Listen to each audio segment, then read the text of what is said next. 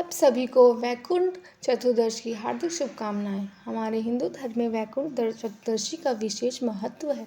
इस दिन भगवान विष्णु के साथ साथ भगवान शिव जी की भी पूजा की जाती है। शिव पुराण के अनुसार कार्तिक शुक्ल चतुर्दशी के दिन भगवान विष्णु ने विधिवत तरीके से शिव जी की पूजा करने के लिए वाराणसी जाकर उन्हें प्रसन्न करने के लिए 1000 कमल के पुष्प अर्पित किए थे। लेकिन कमल के पुष्प अर्पित करते समय 1000 पुष्पों में से एक कमल का पुष्प गायब था। बार बार भगवान श्री हरि कमल के पुष्पों की गिनती करते, लेकिन हर बार एक कमल का पुष्प गायब मिलता। ऐसे में विष्णु जी ने अपनी पूजा को पूरा करने के लिए अपनी आँख को कमल मानकर भगवान शिव के चरणों में अर्पित कर दिया था, जिससे भगवान शिव अत्यंत प्रसन्न हुए और उन्होंने श्री हरि को केवल आँख ही नहीं वापस करी, बल्कि प्रसन्न होकर उन्हें सुदर्शन चक्र भी उपहार स्वरूप दिया, जिससे भगवान विष्णु अपने भक्तों की रक्षा करने के लिए सदैव अपनी उंगली में धारण करते हैं। वैकुंठ चतुर्दशी को हरिहर मिलन भी कहते हैं, क्योंकि ऐसी मानता है कि वैकुंठ चतुर्दशी की रात भगवान शिव विष्णु जी से मिलने जाते हैं और उन्हें फिर सृष्टि का भार सौंपते हैं, क्योंकि चातुर्मास के समय भगवान विष्णु ने सृष्टि के संचालन का और भक्तों की रक्षा करने का सारा भार भगवान शिव को सौंपा था। तो ऐसे में चतुर्दशी तिथि को निश्चित काल के मुहूर्त में भी भक्तों को विशेष पूजा अर्चना करनी चाहिए। इस बार चतुर्दशी तिथि प्रारंभ होगी 14 नवंबर गुरुवार को सुबह 9:04 से और समाप्त होगी 15 नवंबर शुक्रवार को सुबह 6:19 पर। और वैकुंठ चतुर्दशी 14 नवंबर गुरुवार को मनाई जाएगी और इसी दिन व्रत भी रखा जाएगा। अब जानिए इस दिन रहने वाली मुहूर्तों के बारे में। सूर्योदय होगा सुबह 6:04 पर, सूर्यास्त शाम 5:38 पर, अमृतकाल शाम 6:08 से 7:33 तक रहेगा। अभिजीत मुहूर्त सुबह 11:49 से दोपहर 12:33 तक, रेवती नक्षत्र सुबह 3:01 तक और बाद में अश्विनी नक्षत्र रहेगा। राहु काल दोपहर 1:30 बजे से 3 बजे तक रहेगा। वैकुंठ चतुर्दशी के दिन सिद्धि योग भी बन रहा है, जो कि सुबह 11:02 तक रहेगा और इस दिन सुबह की पूजा का मुहूर्त सुबह 5:02 से शाम 6:43 तक रहेगा।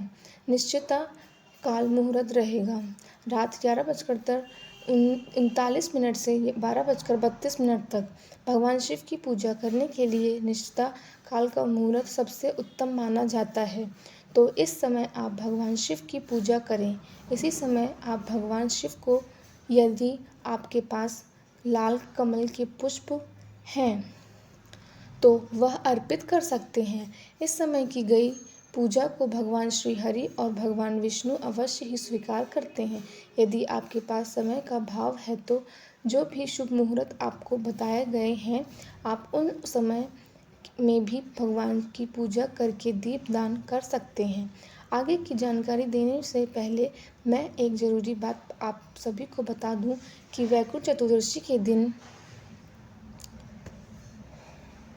365 बाती का दीपदान किया जाता है। तो 365 बाती में स्नान किया जाता है और दीपदान किया जाता है। बहते हुए जल में दीप जलाकर प्रवाहित किए जाते हैं। तो ऐसे में किसी कारण से यदि आप गंगा जी में स्नान करके दीपदान न कर पाएँ तो घर पर ही माँ गंगा जी का आह्वान करके स्नान कर सकते हैं।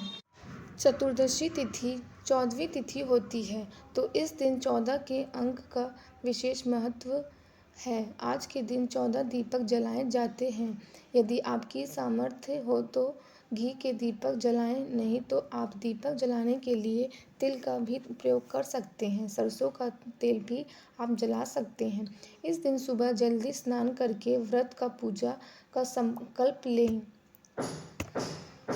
और यदि संभव हो तो इस दिन उपवास अवश्य ही रखना चाहिए। शुभ मुहूर्त में भगवान शिव और भगवान विष्णु की पूजा संयुक्त रूप से करनी चाहिए।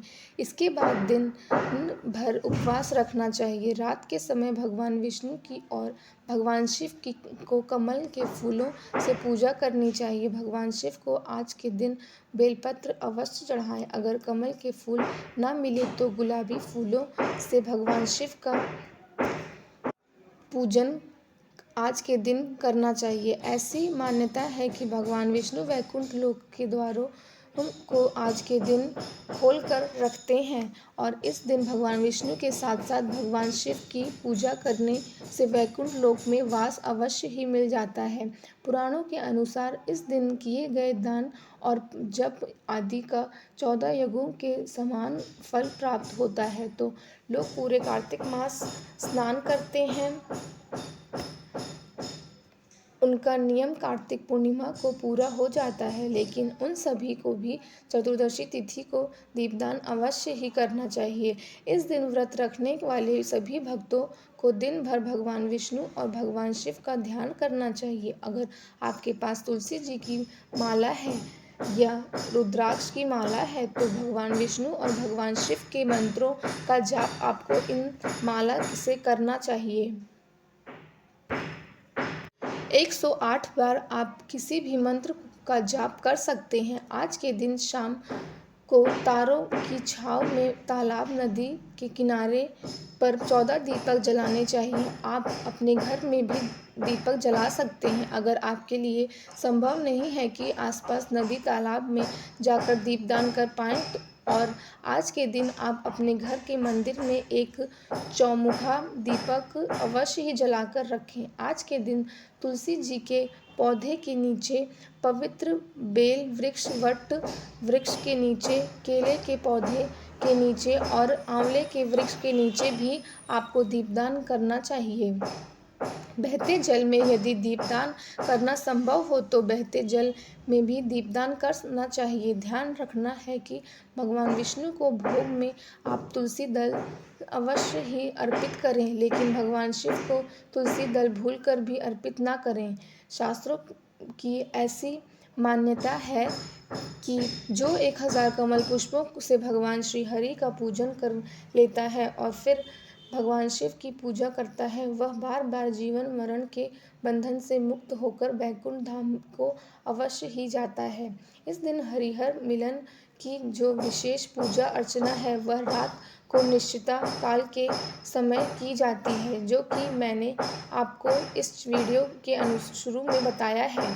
तो आप इस समय में भगवान की पूजा अवश्य करें। भगवान को आज के दिन आप मखाना, खीर, सूखे मेवे, जो भी मौसमी फल हैं वह अर्पित करें। भगवान शिव को आप बेर, आंवला अर्पित कर सकते हैं। आज के दिन माँ लक्ष्मी जी और माँ पार्वती की पूजा भी जरूर करनी चाहिए। फिर भगवान शिव से और भगवान विष्णु से प्रार्थना करनी चाहिए कि आज के दिन पूजा करते समय या व्रत रखने में हमसे कोई भी भूल चूक हुई हो तो उसके लिए आप हमें क्षमा कीजिएगा। पूजा के अंत में यदि हम इस प्रकार से क्षमा याचना करते हैं तो अगर हमसे कोई भी भूल गलती हुई होती है तो उसका दोष हमें नहीं लगता है। अगर आपकी कोई खास मनोकामना है, विवाह को लेकर, नौकरी को लेकर, किसी भी तरह की कोई बहुत बड़ी समस्या है जिसका निवारण आज के दिन आप भगवान से चाहते हैं, तो आज के दिन आपको आटे का एक चौमुखा घी का दीपक आसपास शिव मंदिर में जाकर जलाना चाहिए, जहाँ पर आप भगवान शिव का और भगवान विष्णु का ध्यान करके सच्चे मन से ओम नमो भगवते वासुदेवाय और ओम नमः शिवाय मंत्र का 108 बार जाप करें। फिर कमल का पुष्प शिवलिंग पर अर्पित करें। ऐसा करने से आपकी की जो भी मनोकामना है वो भगवान अवश्य ही पूर्ण कर देते हैं। दान की जाने वाली वस्तुओं में अन्न धन सबसे महादान माना जाता है। तो ऐसे में आप भूखे लोगों को भरपेट भोजन करा सकते हैं और आप खीर का दान इस दिन कर सकते हैं। दूध की गुड़ का दान कर सकते हैं। गौ माता को हरा चारा घोड़ खिलाएं। जो लोग भगवान विष्णु और भगवान शिव की विशेष कृपा आज के दिन प्राप्त करना चाहते हैं, उन्हें आज के दिन ऐसे लोगों की सहायता अवश्य करनी चाहिए जो लोग आर्थिक रूप से बहुत ज़्यादा असहाय हों। उनके घर में आज के दिन दीपदान करने की सामग्री आपको ज़रूर दान में देनी चाहिए और गर्म वस्त्रों का दान भी ऐसे लोगों को देना चाहिए। भगवान ऐसे भक्तों पर ज़रूर प्रसन्न होते हैं जो दूसरों की मदद करते हैं। आज के दिन क्या नहीं करना चाहिए, तो व्रत का दिन है, चतुर्दशी तिथि है।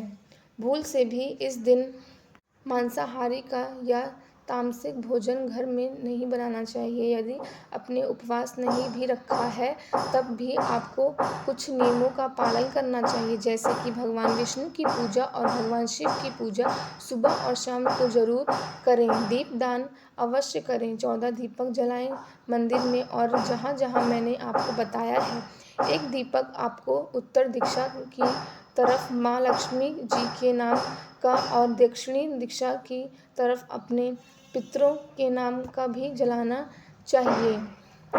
और आपको इससे नाखून, बाल इत्यादि नहीं काटने चाहिए। घर पर यदि कोई याचक आता है तो उन्हें खाली हाथ कभी नहीं लौटाना चाहिए। यह भी आज की वीडियो उम्मीद है आपको पसंद आई होगी। धन्यवाद।